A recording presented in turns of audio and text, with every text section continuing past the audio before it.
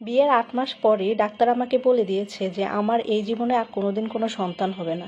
আমার ২৩ বছর বয়সে বিয়ে হয় এক প্রবাসীর সাথে। তিনি চীনে থাকেন। আমাদের বিয়েটা পারিবারিকভাবেই হয়।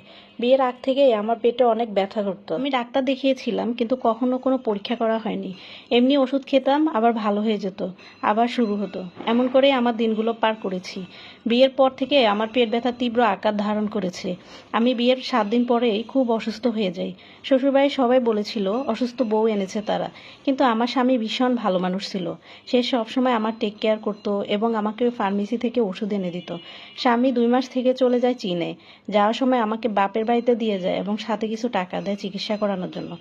বাপের বাড়িতে এসে একজন গাইনি ডাক্তার দেখাই আমি। তিনি আমাকে বিভিন্ন টেস্ট দেয় এবং টেস্টগুলো করার পর ডক্টর আমাকে বলেন যে আমার পিসিওএস এর প্রবলেম আছে।